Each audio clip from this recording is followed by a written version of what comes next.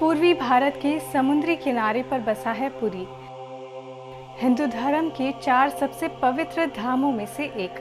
यहाँ हर साल की गर्मियों में होता है एक ऐसा अद्भुत आयोजन जब स्वयं भगवान श्री जगन्नाथ अपने भाई बलभद्र और बहन सुभद्रा के साथ निकलते हैं सालाना यात्रा पर 3 भव्य रथों में सवार होकर।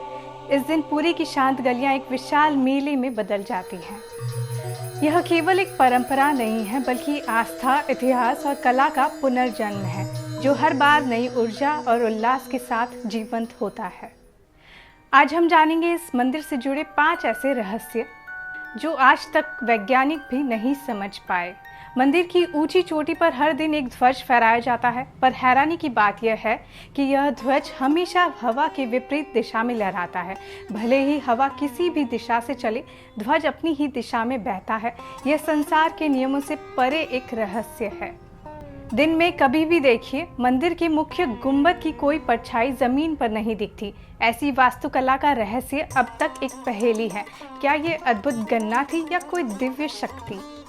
पुरी के आकाश में आप चील, कबूतर या अन्य पक्षी देखेंगे, लेकिन जैसे ही आप मंदिर के ऊपर नजर उठाते हैं, कोई पक्षी नहीं दिखेगा, ना ही कोई विमान उस दिशा में जाता है। क्या मंदिर के ऊपर कोई चुंबकीय शक्ति है या फिर ये एक अदृश्य सुरक्षा कवच है? पुरी मंदिर समुद्र के बिल्कुल पास है, पर जैसे ही आप सिंहद्वार यानी मुख्य द्वार से अंदर प्रवेश करते हैं, समुद्र की लहरों की आवाज़ पूरी तरह बंद हो जाती है, जैसे कोई अदृश्य दीवार आपको शांत कर देती है। और वापस बाहर आते ही वही लहरें फिर से सुनाई देती हैं। मंदिर में रोजाना 56 प्रकार का भोग महाप्रसाद बनता है। 7 बर्तनों में खाना पकता है, एक के ऊपर एक रखे बर्तनों में। लेकिन चमत्कार ये है कि सबसे ऊपर रखा बर्तन सबसे पहले पक जाता है। और हैरानी की बात, कभी भी प्रसाद कम नहीं पड़ता और ना ही ज़्यादा बचता है।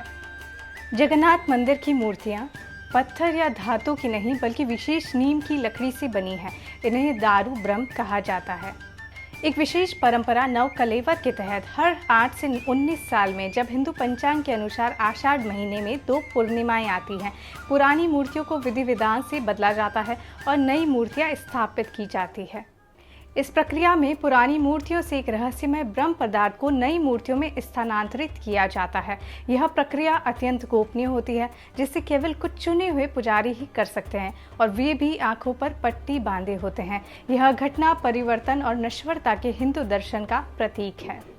मंदिर के शिखर पर प्रतिदिन एक पुजारी द्वारा हाथों से ध्वज बदला जाता है। यह प्रक्रिया सूर्यास्त से पहले पूरी की जानी अनिवार्य है। यदि किसी दिन ऐसा नहीं हो पाता तो इसे एक अशुभ संकेत माना जाता है। ये मंदिर नहीं, एक चेतावनी है कि समय बदलता है, शरीर बदलता है, पर आत्मा अमर रहती है। यहाँ हर साल भगवान खुद अपना शरीर त्यागते हैं और नया जन्म लेते हैं, हमें सिखाने के लिए कि परिवर्तन ही परम सत्य है।